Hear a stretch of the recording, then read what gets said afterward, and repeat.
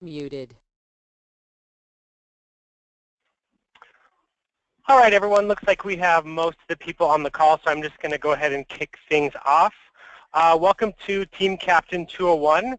This is our team logistic call. I'm sure most of you know there's a lot of logistical steps leading up to the ride that each participant must do. So as team captain, you have the added responsibility of kind of facilitating them in that process, making sure that they know the timeline and what to do. So we're here to help you so that you can help them. Let me just go ahead and introduce myself. My name is Scott Friesen, also known as Gunner. I'm up here, senior cyclist rep in the San Francisco office. And facilitating with me tonight, go ahead and introduce yourself. Hi, it's Jesse Brown. I'm a Southern California cycle rep. Hi, everybody. So Jesse and I oversee the Team Captains program, so we're going to be co-facilitating this workshop tonight and helping get you guys all prepared for the rides with your teams. For newer captains, I also want to help you guys out with some tips and tricks to get your team organized and ready for the ride, which is just 11 weeks away now. Can you believe it?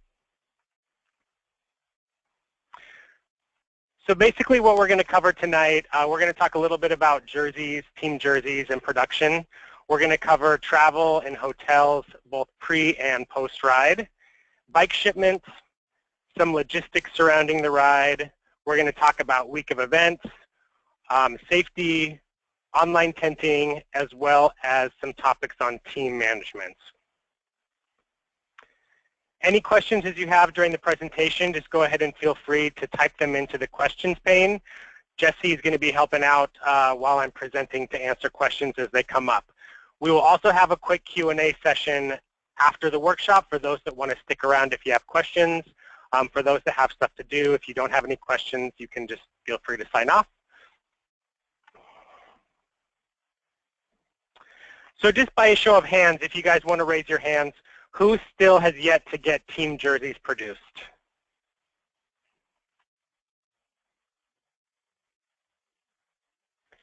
So it looks like we got quite a few people over here that are still waiting to get team jerseys. So if you haven't seen it, this is our list of preferred vendors that we're promoting for the year. Each one of them offers at least a 20% discount to AIDS LifeCycle participants. A couple of them even offer additional kickbacks. So you can see there in the description, most of them take approximately 4 to 5 weeks for production. And companies like Volet, you actually have to reserve your production window, and then they'll give you a time to get the design in by. So hopefully all you guys have a design almost finalized, because as we get closer to the ride, those production times will get pretty busy. So if you have any questions about any of this specifically, you can feel free to email your cycle rep or either Jesse or myself as the team captain leads. So pre-ride travel. If you live outside of San Francisco, you need to plan your pre-ride travel to be here for Orientation Day on Saturday, June 3rd. That is a mandatory day. We have a participant meeting, which every participant needs to attend, watch a safety video before they get their wristband for the week. If you have any participants that are not able to make it for Orientation Day, we do have a late check-in procedure where they can come extra early on day one before ride out, and they'll just have to watch the safety video at that time. Participants can also check in anywhere along the route, so if they have any special requirements, events that will keep them from joining the ride early, or if they need to leave early or join the ride late, you'll need to let them know that they need to connect with their cycle rep to arrange the logistics of how that is going to work out. For flights, we always recommend people try to book as a team. It makes the experience fun. Orientation Day, we've got free shuttles that run to and from Sports Basement on Bryant Street. So you'll need to bring your bikes on Orientation Day. They'll be parked in bike parking overnight. It's a secure location at the Cow Palace. And then you'll take a shuttle back to Sports Basement. One thing to note, if you do have anybody who is going to be shipping their bike in via either FedEx, They should not ship anything to the Cow Palace too early because there's not really security on site there too often. So the boxes just kind of sit there in the office without any real protection. For opening ceremony, shuttles will start from the host hotels at about 4 a.m. When the tickets go live for that in the participant center, everyone will be notified, but we'll cover that a little bit later.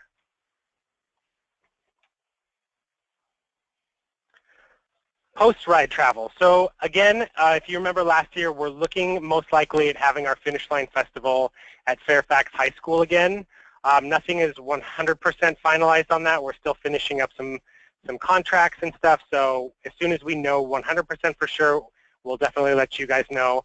But you should plan more than likely that it will be at Fairfax High School again. We will have shuttle service by Roadrunner. And again, like I said, those tickets will be available for purchase in your participant center at a later date. For Hertz, I included in one of the handouts, if anybody is interested in renting a car, Hertz is our rental car partner. In one of the handouts lists their special pricing and what you have to do to claim that pricing. For teams, as a team captain, you guys should probably plan to organize your team's plan after the ride. So if you guys are staying at a certain hotel, if you're meeting up, if people are traveling home together, it's always nice to kind of get that conversation started as captain.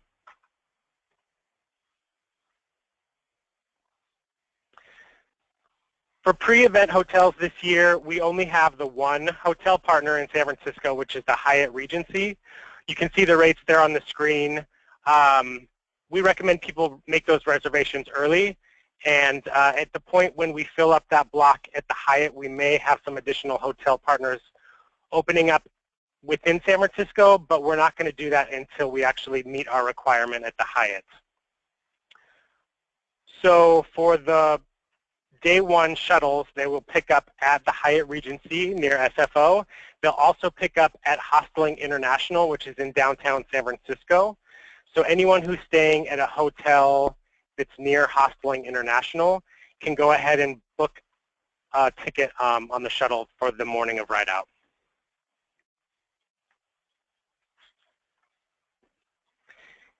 These are our post-event hotel partners. You can see we got quite a few more.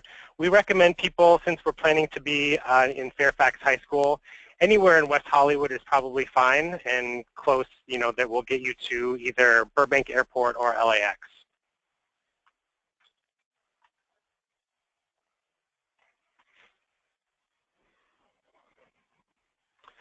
For bike shipping, once again, we are partnering with Ace Ride. If you live in either San Francisco or Los Angeles, this is going to be your best bet to get your bike to and from either one of those cities.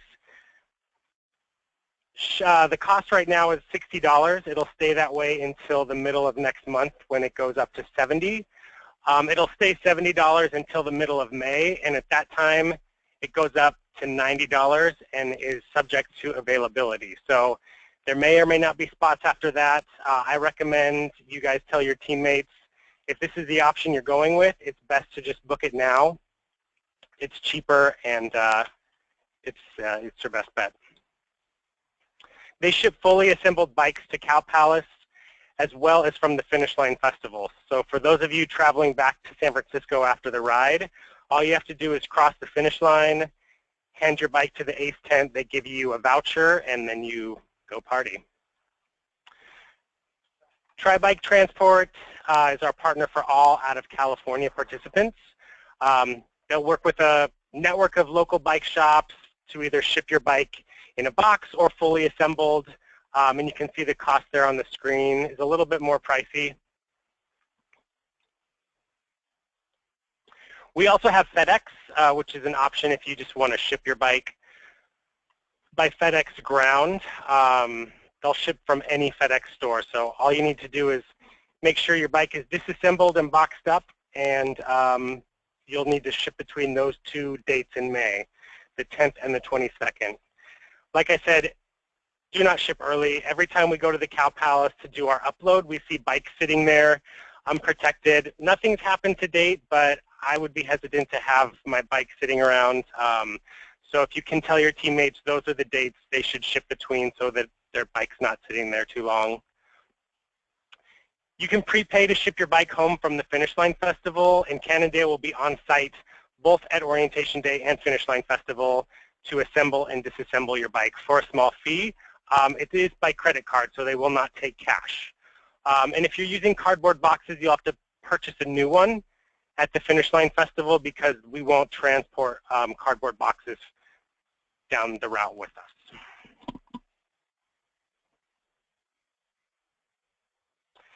So I know I just kind of breezed through all that information really quickly. If you guys have any questions about it, feel free to please pop them in the window or save them for the Q&A section. But I just wanted to blow through that because all of this information is available on our website. Just click on Life on the Event and go to Travel Planner, Bike Shipping, Hotels, Transportation.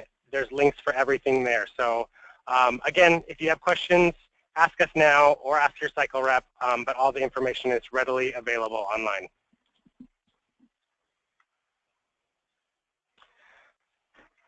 I wanted to talk a little bit more about logistics because as we are now entering week 11 before the ride, we're getting ready to launch a lot of stuff this week. So medical waiver is going live this week on Friday the 17th. So let your teammates know. They'll get an email about this, but it doesn't hurt to also get reminded by you. This is a mandatory thing that every single person must complete before the ride. It will be open online for only a limited time, and if they don't fill it out within that window, they'll need to go to the medical tent at Orientation Day, which is just one more line, one more thing to worry about. It's not the end of the world, but if they can do it online, it's going to make the process a lot quicker. We'll announce this in the Team Captains Facebook group also on Friday, just for those who weren't able to attend tonight. The link to fill out the medical waiver form can be found in your participant center. And instead of just being open for a month this year, this thing's going to be open for 2 months. So it just needs to be completed online by May 12th.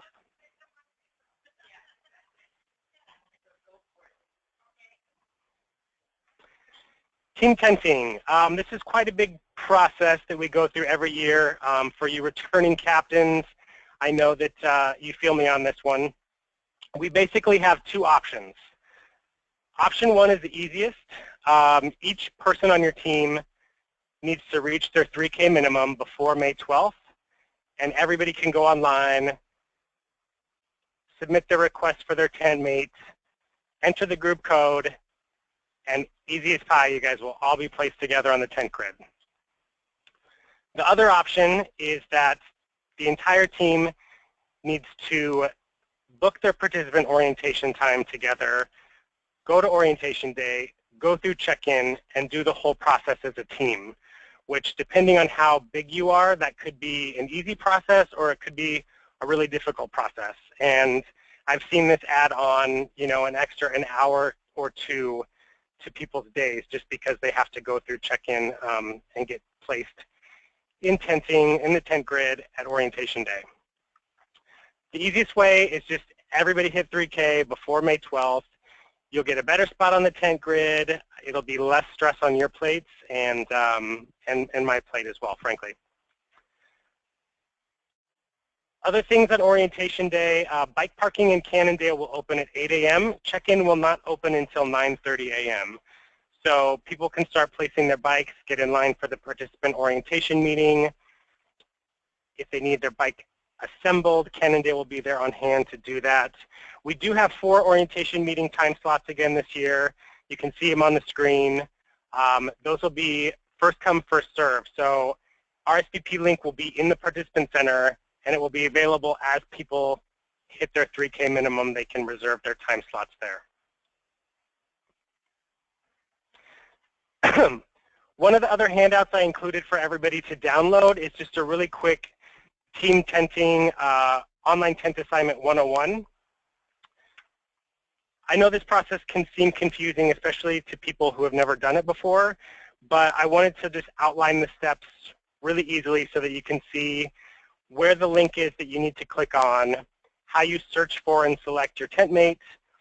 And then the other thing I wanted to point out is that the group tenting code, which you guys will all select as team captains, that will not be available to put in until that person has accepted the tent request and those people are paired.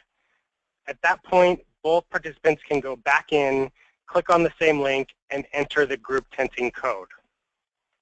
I know there's been some confusion over the last couple of years about where the code comes from, whether or not it's assigned by the cycle rep or chosen by the team captain. So I just want to point out this tenting code is whatever word you choose to use, and then each one of your teammates will put it in after they've been paired with their tent mate so that you guys all get paired together on the tent grid.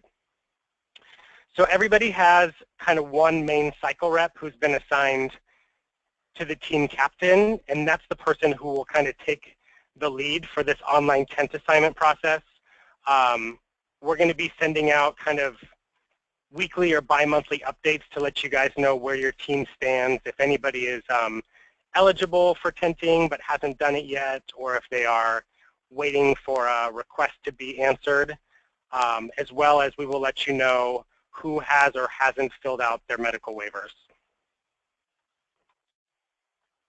Each participant orientation meeting is going to be capped, I believe, again this year at 1,000 people. And there's not going to be any e-ticket process because all of that will once again be available in the AIDS LifeCycle app.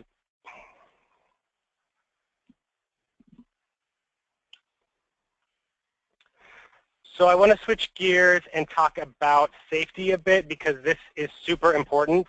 I put the AIDS LifeCycle Code of Conduct in the handouts.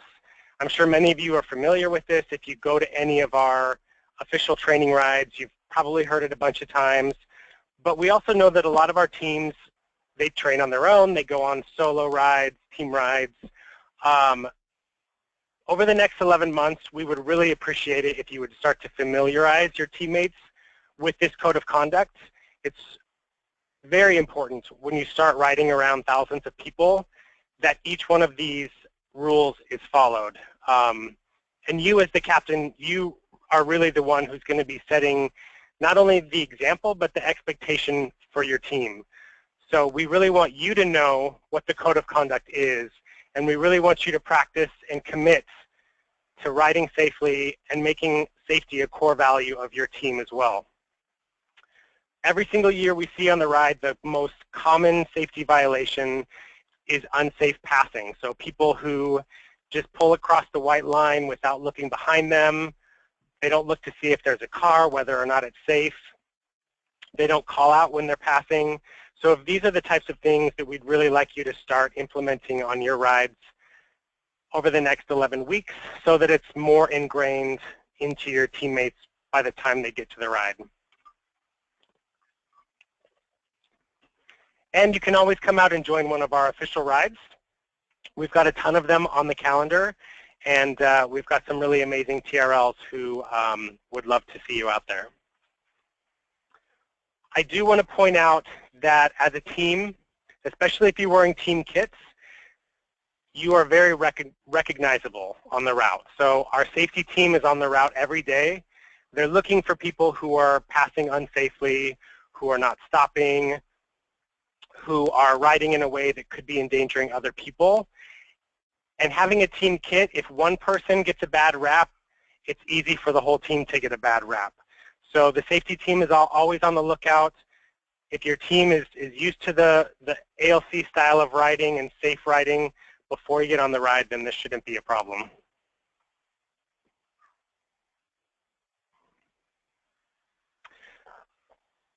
So during the week of events, safety is our #1 priority. I cannot stress that enough. We do have several safety infractions, which is basically just anytime the safety team sees people that are not following the code of conduct. I listed them out here, safety infractions, and basically what can happen if you or someone on your team is seen doing this. The first class 1 is basically either a warning, a bike pull, a suspension, or expulsion, depending on how severe the infraction is. But these include not stopping at stop signs, use of electronics, not cycling with your hands on the handlebars, no helmet, unsafe passing. You can see them all there on the screen. A second warning for any of these things to the same person is going to result in a 1-day suspension, and a third warning could result in expulsion from the ride. So all of these are based on severity, and the safety team decides how to handle each of these. Any Class 2 infractions, that's going to lead to either an immediate suspension or expulsion from the ride. This is any use of drugs or alcohol in camp or on the routes. Anytime anybody is being hostile to a staff member, a roadie, another cyclist, law enforcement, or even someone in the community, we call it the love bubble because our ride is amazing, and we want to continue to spread that love through every city we pass, not only to each other, but to everyone that we encounter. So we take this really seriously, and we take really seriously anything that could jeopardize any permits or the future of our event. So if you could please stress the importance of this with your team and let them know that we really take it seriously.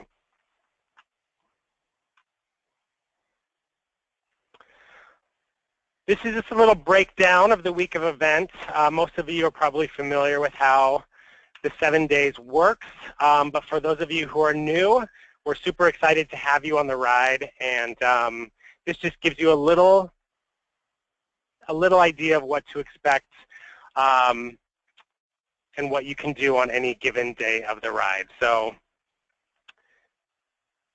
as a team captain, you will be the one kind of taking the lead in organizing stuff like this. So when team photos are, what everybody's doing at the halfway point, red dress day, etc. Lots of people find success in using, now that we have a really fully functional charging tent, you can use your cell phone along the route to, keep in touch with people via Facebook, Find My Friends, GroupMe, or other apps like Life360.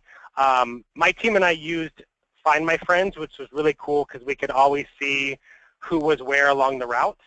And if somebody was still behind you and you were by yourself, you could kind of hold up and wait at that rest stop until they got to you.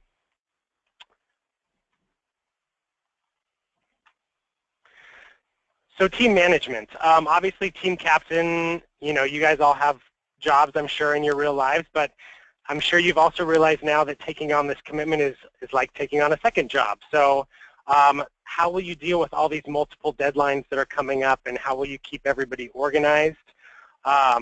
We highly encourage you to definitely be organized and keep records.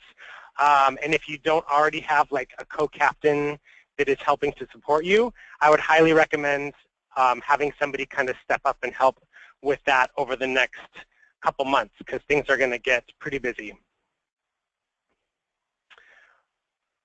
One of my favorite tools is Google Drive, so that's kind of the main thing that we use here in the office. And it's also a really good tool for team captains because you can use like a Google Sheet to track not only people's fundraising totals, but who on the team has completed their medical waiver. You can track who's tenting with who, all kinds of things, and share, change the share settings to allow people to go in and update their information and all that themselves.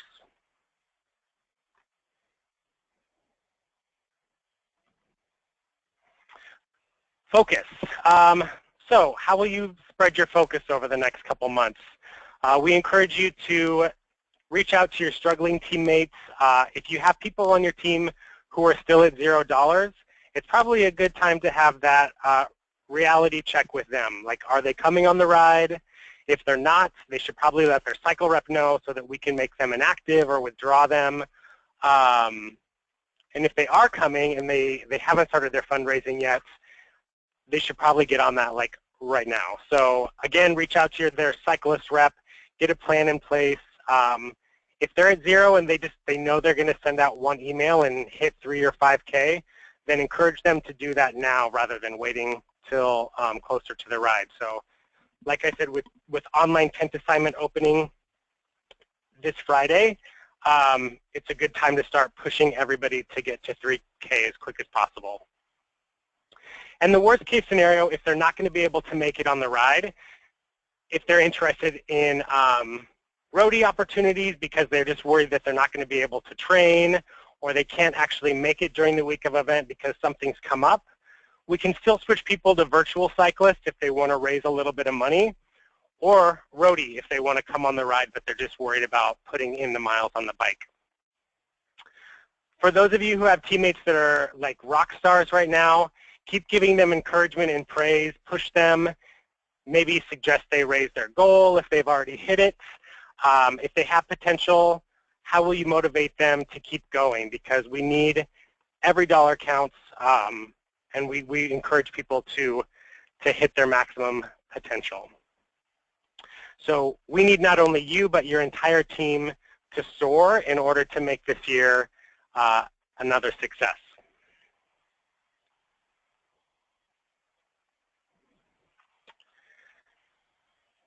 So just to wrap everything up, for those who haven't already, get your jersey designs in for productions as quick as possible.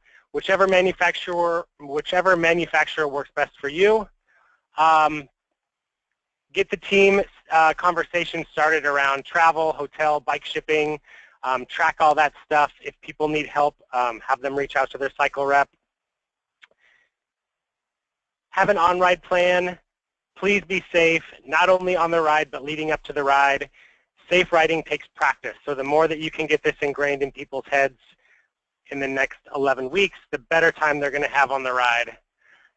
And know your teammates. Put your focus where it's going to make the most impact.